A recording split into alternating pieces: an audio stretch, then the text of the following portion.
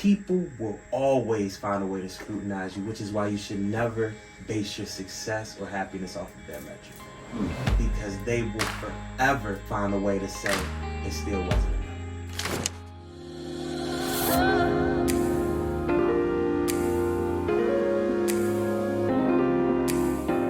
Just kind of like going back to what we were talking about the other day, man. And just that audit, for anybody who doesn't know what an audit is in the mental health field, it's basically where you have licensure, somebody who basically is, their whole job is to oversee what is going on at the agency. You got to make sure all your, what's the saying, all your T's are crossed and your I's are dotted. And it's one of the most stressful things because A, you never know exactly when they're coming. Exactly. You get a range, but you get like a 2 week, 3 week, month range, like, hey, we'll be there. Unless you got somebody on the swivel. Yeah, which doesn't always happen. So it's like you got somebody that can randomly pop up. Yup. And they basically hold a future of your, I mean, let's just keep it real. It ain't just the business, but it's the livelihood of a lot of people. It is. You know, and they hold it in their hands. So you gotta do you gotta make sure everything's right. Yep. And every day, man, it was just the stress of, dang, are they coming today? Are they coming today? Are they coming today? And so then, what happened? On a random Thursday, bro. Man, I was in this building right here. Right here. Yeah, chilling with Emmett. Yeah. Playing on the floor. I was gonna I got that phone call, and I was like, said, I'm at your door. Yeah. But big ups to the people in Foundation Sisters Trust. That's what I wanted it to do. Yes. But big ups.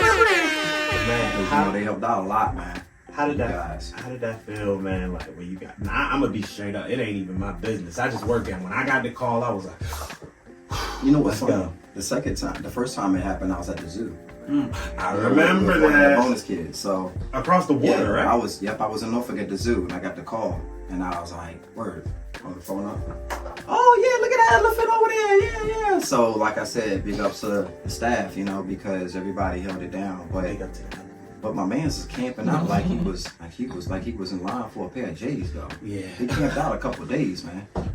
So I mean, he was getting man, I gotta get the new secret, man. Secret to success. Yeah, listen. That was probably one of that. I've never experienced that where it becomes a multi-day thing. And I say that to say that because of that, we were very consistent with the podcast and preparing for it and talking the night before and coordinating with Queen Kimber over there. And the last 2, maybe 3 weeks we've still been able to get some stuff done, but it's been difficult, man. It's been stressful and you almost feel like you're teeter-tottering on. You do. That burnout mode. Yeah. And so coming back to this now, I'll be honest, I'll be transparent. It's tough because I feel like we had such a run. And I think it also goes to speak to how important momentum is sometimes too. Facts. Especially and that's for anything. When you're working out, if you are, maybe you want to be a music artist, working on your craft consistently or, whatever it is that you do. Like when you step away from it, how do we bowl when we step away for 2-3 weeks? Man, we coming that joint. We coming in, yeah. Looking horrible. Yeah, muscle memory, right? Yeah, and I feel like the brain has that too, man. And when you step away from it, so as much as I'm glad that we back here, I do want to say it's been difficult. But as we always talk about, it's the consequences of what, my consequences of success. Remember, consequences can be positive or negative, and there's sometimes that you fall into situations where you get both out of one situation. Facts. And I think a lot of people broadcast the positive consequences of owning your own business and being successful in it. But do you mind sharing with me some of the things? And I know we have our personal convos, but what has, not just owning a business, because we talked about what it's been like for you owning a business, but now the new question is, what is it like owning a successful / growing business? How has that changed things for you mentally? How has it changed things for you with your schedule? How's it changed things with you with just your expectations of your day-to-day life? You kind of sparked something, man. I smiled literally right up the street from here. is, I guess this is considered West Hampton, west part of Hampton. So the west part of Hampton, there's a middle school called Lindsay Middle School. Big ups to Lindsay Middle School, those that went to Lindsay. Sure, man. So, and right next to that is the West Hampton Community Center, right? Yeah. So I remember coaching football for the Hampton Tornadoes. It's funny because I got a chance to see a lot of kids. You know how the parents will wear their kid on their shirt and stuff like that. You knew something. You knew the kid was something if you got if you on the shirt and everything. The whole crew, everybody, socks matching, pink socks. It's October. I You already know we're going. What kind of And then as they go from like one division, age division, all the way up to like juniors or whatever, you see like they were real good. Maybe they peaked early or something, and then all of a sudden you start to see their competition get a little tougher. Or little Ray parents ain't wearing no shirts no more. Come on. They tapping the coach on the shoulder. We had, my son ain't playing. Why ain't my son playing? And you know, watching it in the practice mode, you see why. I mean, they're talented, but they rely on just intuition. They don't allow where they are to get greater or better. Okay, we had this conversation last night, and like I said, that's why I chuckled, because we had this conversation last night, and here we are talking about it. You see this with pro athletes, right? Go ahead and drop them names, man, because you're dropping some names on me. I know one of them was Mr. DeMarcus Russell. Oh, yeah, Lamarcus Russell. Yeah, come on. We're going to talk about Jamarcus Russell. We talk about... Jamarcus Russell. Sorry. Yeah, it's all good. Look, Marcus Russell. Marcus Russell. But Jamarcus Russell, man. So we talked about how there are so many high school players that are just, because what we're saying, there's certain kids that can work every day. Facts. 3, 4, 5 hours a day. Yep. And what did I say? I said they may end up being able to be smarter about the game, or their IQ might be higher than this person. But there's some people that are so gifted athletically that they don't have to train that hard. Facts. And then you get to college and they're like, well, dang, like it's a little bit harder. But I'm still just more naturally gifted. Then but the higher you go up in levels, there it is, the more you realize you're not the only unicorn. That's right. There's other people that are just as talented and gifted as you, but they're actually willing to work hard. That's right. So when that hard work isn't present, now all of a sudden, number one pick, your first round pick, you sign a $40 million contract. Everybody telling you, you about to come in here, you about to change the whole trajectory of this team, this city, this state. You gonna change the culture, but you ain't never even had to get up at 6 o'clock to go train, because you just woke up better than everybody else. And now you in a room full of equals. And what are you gonna do to make yourself stand out? And some people can't handle that. Because, and that's why I think it's so important to, if your competition isn't challenging you, you better challenge yourself. Facts. Because life will give you a hurdle. If you haven't gotten one yet, if the only hurdles you dealt with are this high off the ground, you're gonna be in for a rude awakening as you continue to progress in life. Because those hurdles do get bigger. And that's why you have to prepare. You have to prepare for hard work to be able to actually fight to keep that position, keep that spot that you got, man. That's so true, man. And that's like, to answer your questions, business. There was a stage where I was intuitively doing a lot of things, and it looked great. It's one thing when somebody sees me and they see the energy, like customers, like talking to other businesses to, offer services. It's another thing when they see your team, the people that make, because you can't be everywhere, you can't do everything. Intuitively, you look real good. You know what I'm saying? Like you could be that star player on the team. How does your whole team look? You know what I mean? I'm that type of person. Everybody around me, I want everybody to be great, or everybody to grow. Everybody's gonna get an opportunity to kind of like move how they want to. So this whole audit thing really made me really reflect on my team, and I'm very appreciative of my team. And at the same time, I like to challenge myself. So the things that were brought to my attention, to me, they're not losses. My L's aren't losses. My L's are learning experiences. That's the new interpretation. Turn your L's into learning experiences instead of losses, for sure. I like that. Because truth put it on a shirt, put that joint on a t-shirt. We redefining the L's. What lesson you learned today? Walk around like, what lesson? Exactly. It's a lesson learned. It's a learning experience. Remember that? They used to do loser? Yeah. Back in the day. What we learned today. Yeah. What we learned. But life is all about perception and how you interpret things that happen in your life. Like, yeah, you could take a L. Like, I think about some of the decisions I made, like when I first got to college. And I went to school for computer engineering, and I realized very early that it wasn't for me, bro. But I stayed in it anyway. And the first year and a half, I blew it because I knew I didn't want to be in it. I didn't, and I'm not blaming, but I didn't, I had difficulty understanding the teachers. So I had to, thankfully I was still able to graduate with over 3.0 GPA, but I started off my college career very, very low because, like I said, man, I was like, you know what, like, I know I don't want to do it. My mind's to get here just to, have some fun. I'll go party a little bit, you know what I'm saying? I don't care. And I allowed myself to kind of, I put myself in a hole. I put myself in a hole, man, and I had to really dedicate myself to working hard to get myself back up there. Oh, word? Yeah, man. But I mean, it's the only thing you can. We all gonna make mistakes.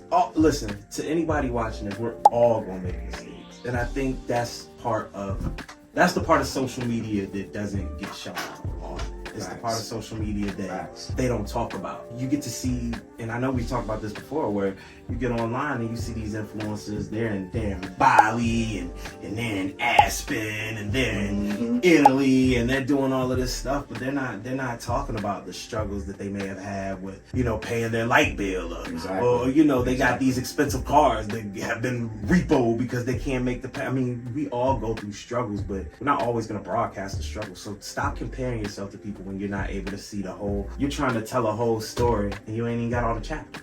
That's right. You know what I mean? So, that's right. And they're never going to give that all to you. And they don't have to. But it's kind of disingenuous when they, when you have younger kids seeing this and they feel like, if I'm not going on a trip across the country once a month, then I'm not successful. Success is what you define.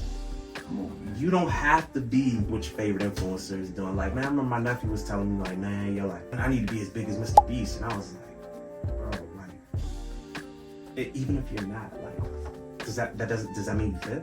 You know what I mean? Yeah. Like, does that mean you're a failure? But like I said, they compare. What they say? What's the house saying? Comparison is the thief of joy. Yes, it is. That's right. That's the saying, brother. You have to be able to define your own joy, your own happiness, and it shouldn't be based off of someone else's success, man. But, Facts. I'm trying to remember your guy's name that's actually with the city of Newport News, councilman. What's your guy's name? Marcellus Harris, right? Yeah. We did a big up to the graduates of the Youth Build Program 2025. Mr. Amir Langley, I see you doing your thing. Come on, Dan Carrera. Let's do this. I see y'all making a difference in our community. The graduates, there were 11 of them. It was one of the biggest ceremonies. I thought it was really nice to be a part of it. They honored Foundations to Success. Okay. And man, let me tell you. Big up to Foundations. Big up to Foundations to Success. Offering that mentoring, of course, therapy program for them so that they can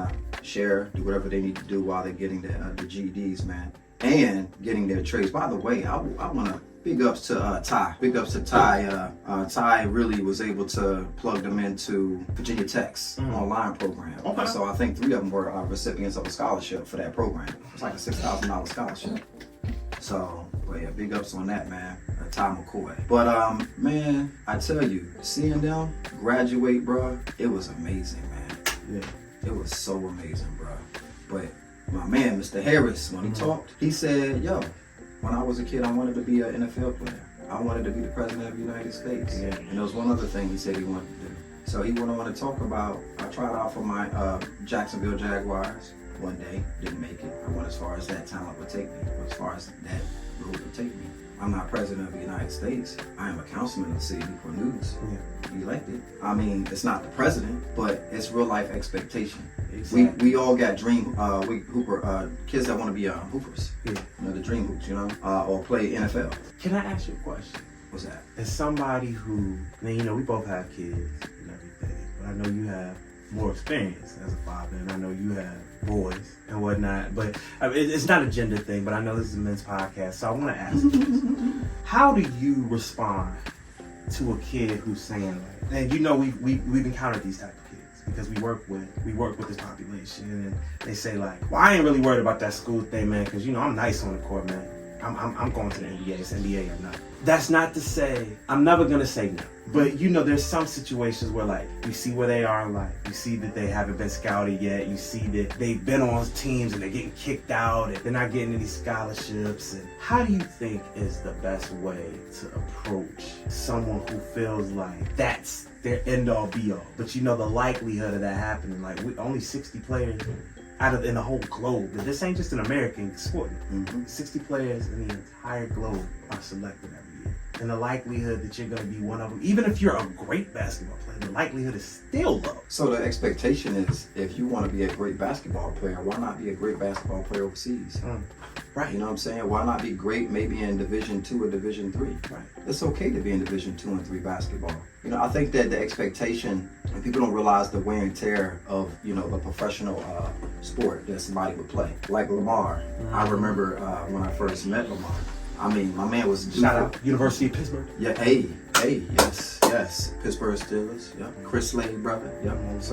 Well, he played for Patriots. That's right, Patriots, with a Super Bowl ring. Coach at UVA now, but still with Lamar, he had to have hip surgery. Yo, in his 30s. Yeah. Hip surgery. And you know the crazy thing is, he, as tough as that is, Mr. Lamar still got his brain. Like he got off better than a lot of these guys that got brain injuries and everything. There we go. So you can make a lot of money. It's just gonna come with no guts, no glory.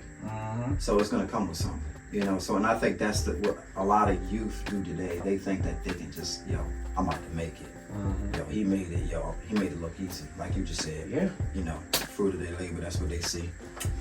Man, I'm about to make this thing, man, and I'm gonna be better than them. Yo, the stuff that I had to go through to be who I am, I'm glad I went through it because it made me who I am. Yeah. I embrace it. I embraced it. I took that thing by the horns and I embrace it for my life. There's a lot of things I thought I was gonna do, I didn't do. But hey, I didn't make it to the Olympics. I made it to the Junior Olympics when I ran track. It's an accomplishment. Hey, it is what it is.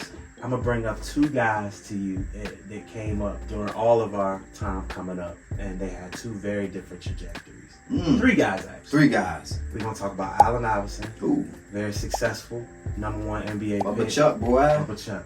We're gonna talk about Michael Vick, #1 pick, around the way. Yup. Very successful career. Vic, yes sir. All Vic. things considered, even with the things that he dealt with during his. But I also want to bring up a name that not many talk about that also initially had that same hype coming out, and you probably know who I'm talking about. He went to Hampton High, Mr. Ronald Curry. Ronald Curry. So by a lot of metrics, people would look at Ronald Curry and say he was a bust/failure because he was a top 10 recruit in basketball and football.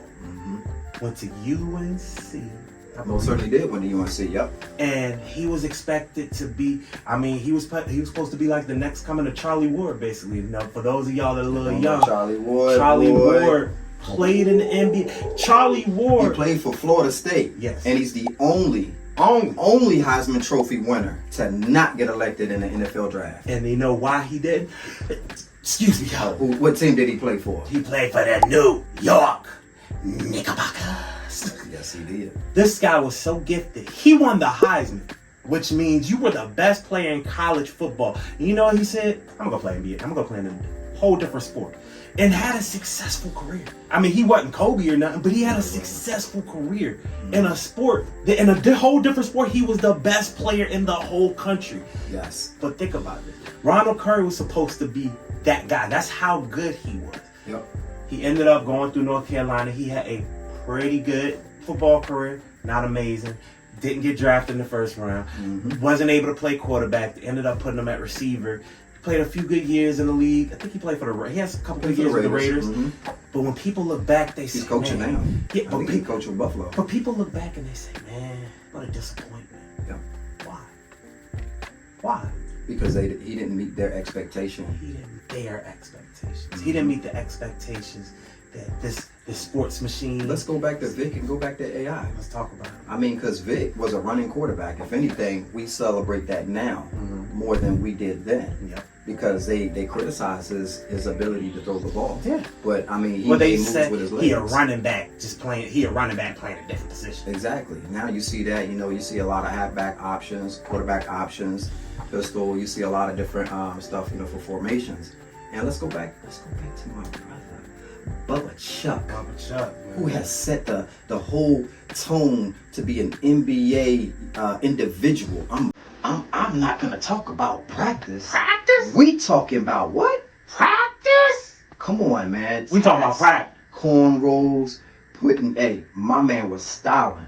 But once again, here we have an individual where they said, you know what, coming to the game, you guys are gonna have to wear suits now, Right. and you're gonna have to wear business casual clothes, because they didn't like the urban wear, they didn't like the vibe, so, but the brother has definitely laid the floor down for a lot of style, for a lot of different things, also with the infamous crossover, so them three individuals, they were scrutinized, brother. Listen, and to this day, one thing that I really want y'all to take from what we talk about right now, as great as those fellas were, Michael Vick had a long career. Yes, he went to jail, came back, played a year, almost had an MVP season with the Eagles. Yeah. Came in for our team. Yeah. Had some good backup years. Never won a championship. AI won some scoring titles. Took his team to the finals. Yes, he did. I think they lost 4-1 against the Lakers. That first game. Never won a championship. As successful as those guys were, as rich as those guys are,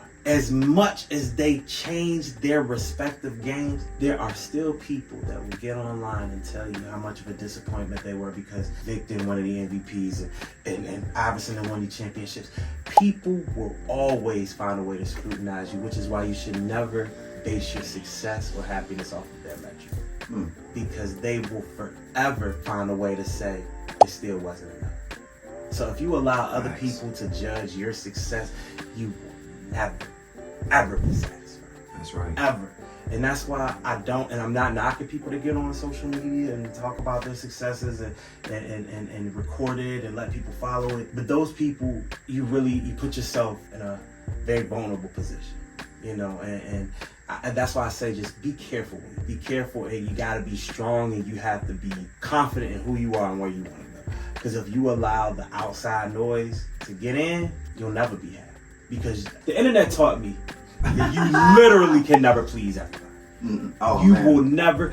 You could get up here and be like, I just won the $20 million lottery and I'm donating $19 million to homeless and this and that, and they're gonna be like, but you got $1 million. You can get a whole $20 million. They're gonna find a way. Oh, you donate $19 million to the kids in America? You donate the money to the kids. What about the ones in, what's the country that's at war right now? Gaza, somewhere. Israel, yeah. It's gonna be like, why didn't you send $19 million over there? You'll never ever make everybody happy. No, you won't. If somebody's not criticizing you, you need to check where you are. Seriously. Or you need to really bring your neck down, so you can actually see, because truth be told, when you're doing something like you said, people are going to find something wrong with what you're doing or criticize what you're doing. Every single time. Yeah. To this day, it still blows me. There was this lady who was putting houses together, and she was giving it to people that were trying to get home and stuff. Now I don't know how she had the money to do that. I'm sure I'm sure probably with tax write something, whatever. Nonetheless, you're doing a service would be how many people out here getting houses? And people will be like, dang, I mean, she got 2 kids and you only gave her a 2-room house. I'm like, you can't the lady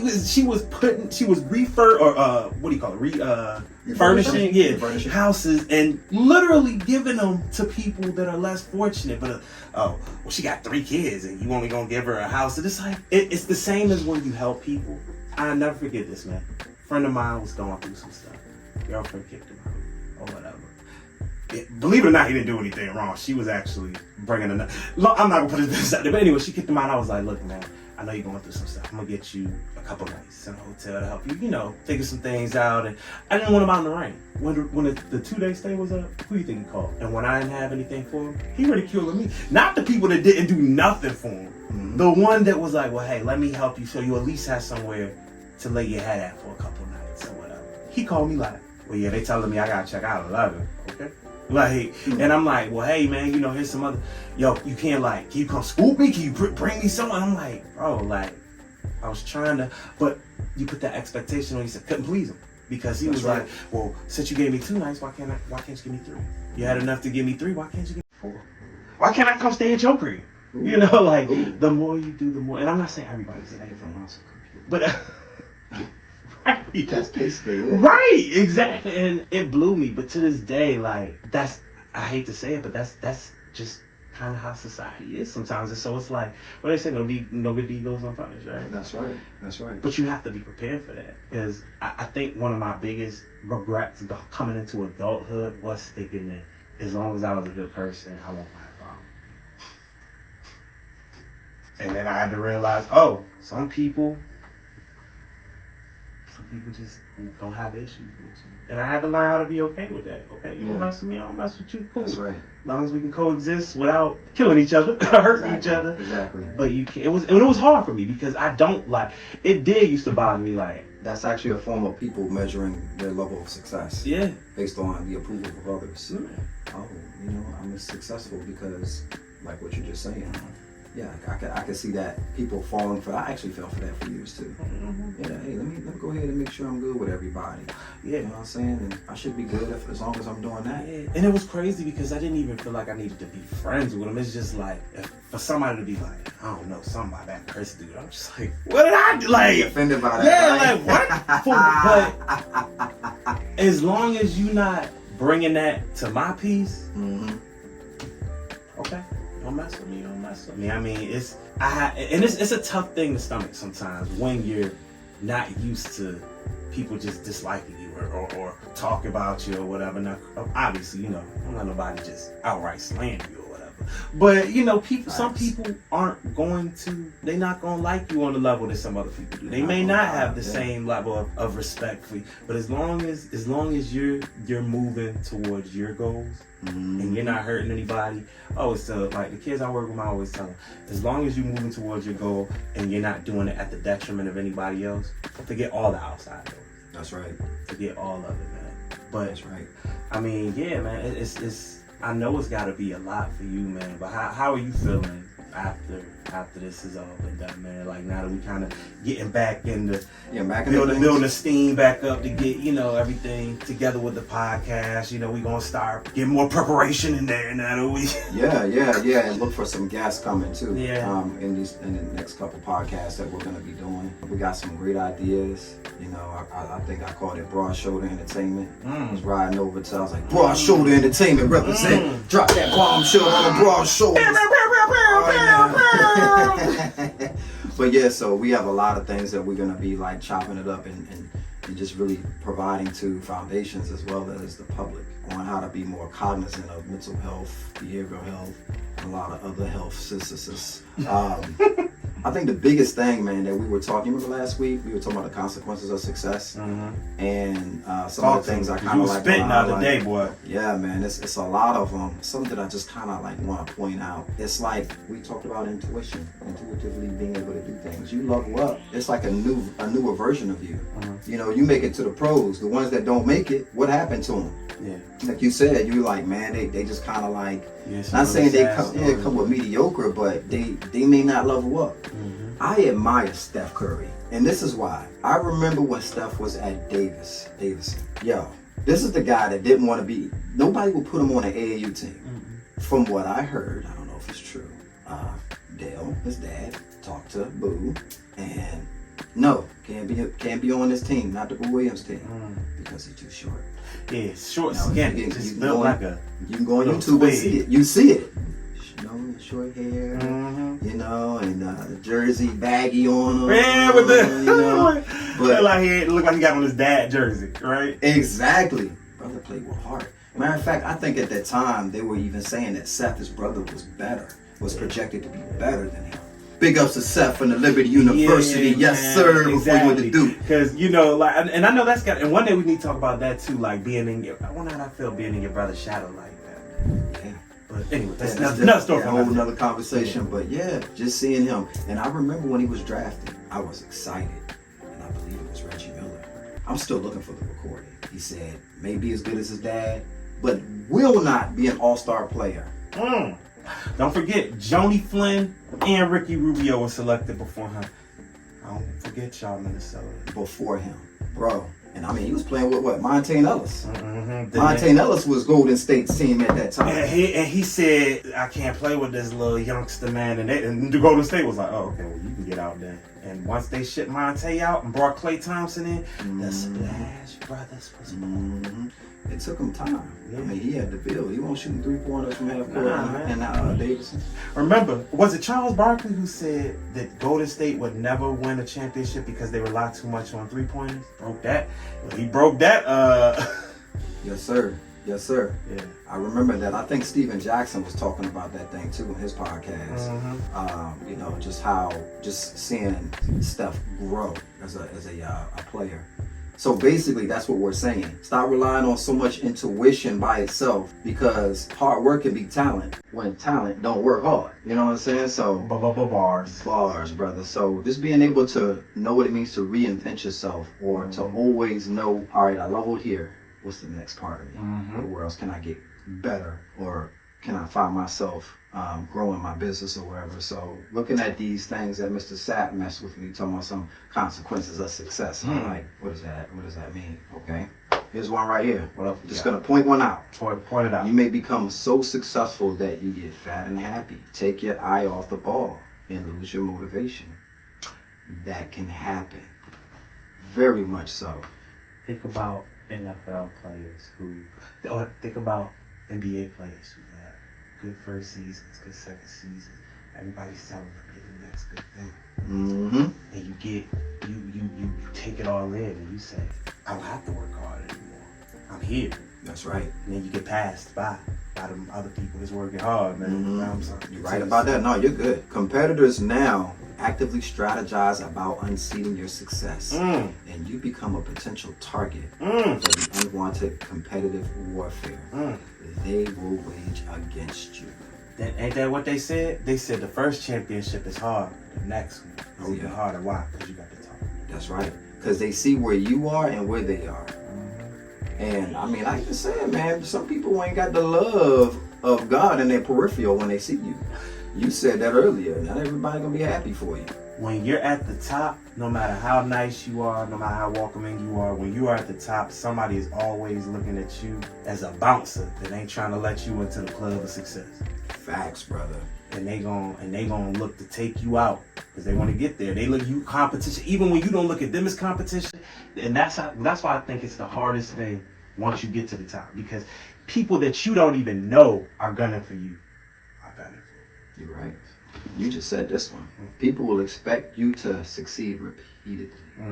There's a new pressure to perform to a level that was not there before. You're aware of people watching and waiting for you to repeat.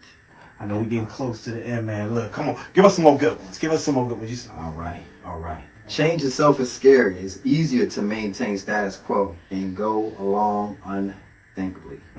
Change brings us into the unknown with its mix of excitement, adventure, and also scary possibilities. Indeed. It's like a story. Indeed. The lanes. That's why we stick to the lanes.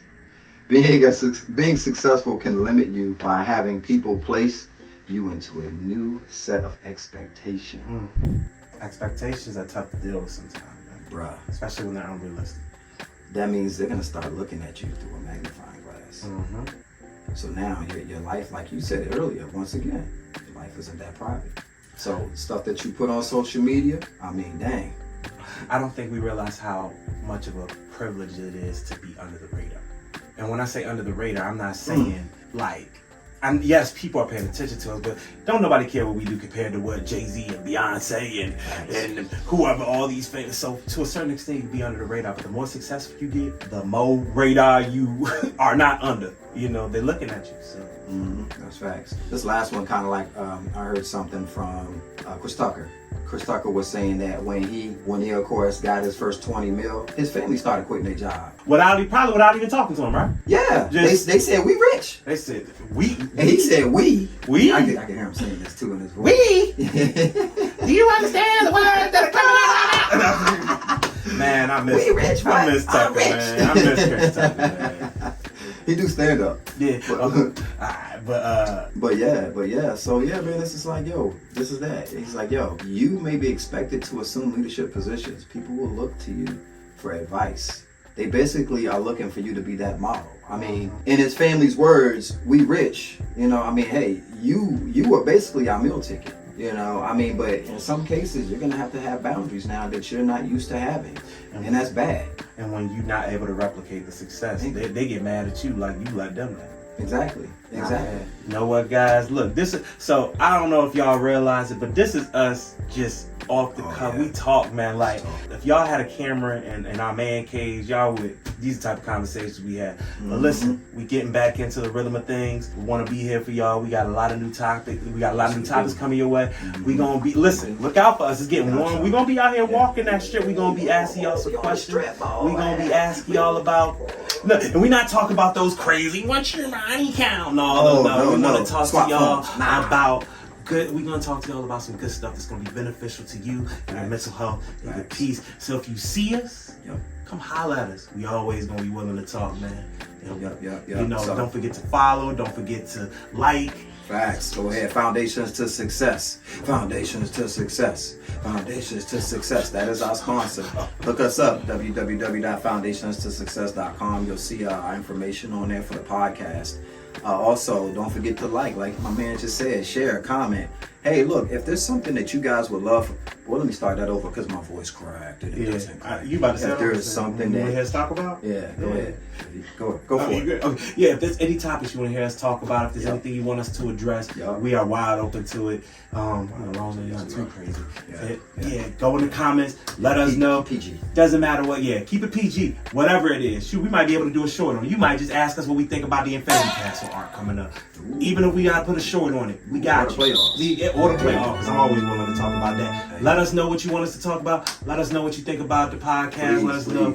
And we can't wait to talk to you guys. We love y'all. Chris Sapp. All right, Stephen Foster, y'all. We out. Deuces.